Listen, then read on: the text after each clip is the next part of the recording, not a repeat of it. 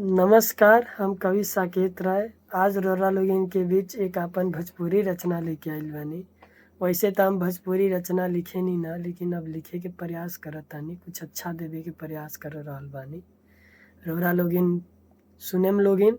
इ रचना एक तरह से हर एक इंसान के बचपन के जिंदगी में बीतल बा, जौना बेरा बिजली के दिक्कत रहे और वो बड़ा के जिंदगी भी कुछ अलग रहे। वही पे लिखल बा, सुनेम लोगिन कि कटल ह बिजली तो बात आ गईल ह, कटल ह बिजली तो बात आ गईल है, बचपन हमरा हमर याद आ गईल है।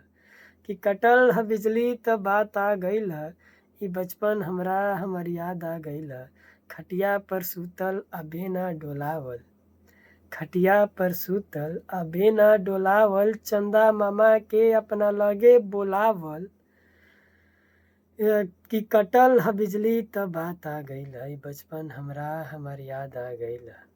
कि खटिया पर सूतल अबे ना डोलावल, आ चंदा मामा के अपना लगे बोलावल। आ जोनी के गिनल आ गिन के भुलाइल, कि जोनी के गिनल आ गिन के भुलाइल, आ दूध आ रोटी कटोरा में खाइल। कटल ह जिंदगी त बात आ गईल है, ई बचपन हमार हमरा याद आ गईल है। कि खटिया पर सबे मच्छरदानी लगावे, कि खटिया पर सबे मच्छरदानी लगावे, श्यामपुर रामपुर बोल के हवा बहावे।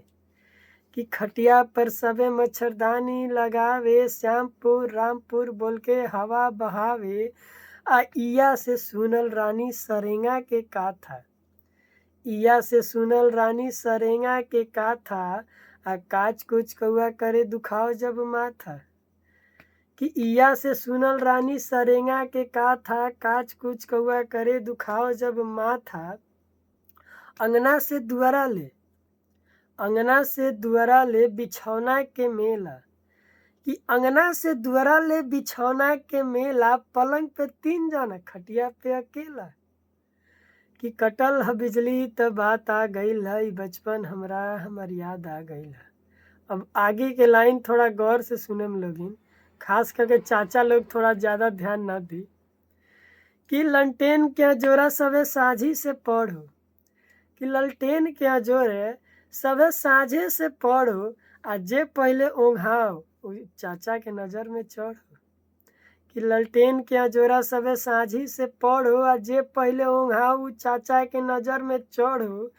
आ भैया पढ़स देर ले हमनी के पढ़ा के, कि भैया पढ़स देर ले हमनी के पढ़ा के।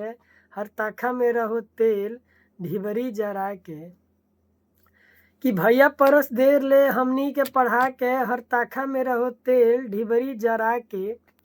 जैसे ही ललटेन के दिया जाओ बूती, कि जैसे ही ललटेन के दिया जाओ बूती, हमनी के लागल जाओ खेले लता लूती।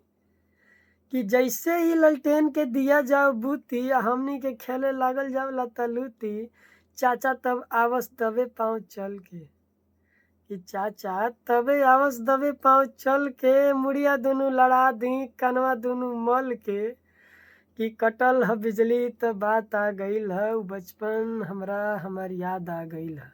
सही बात बानू, बचपन सब केहू के बहुत ही मनोरंजन में बीतल बा। और इस लाइन के सुन के और समझ के उ बचपन याद करी लोगिन और बताई लोगिन कैसन लागल कविता हमार। बहुत बहुत धन्यवाद।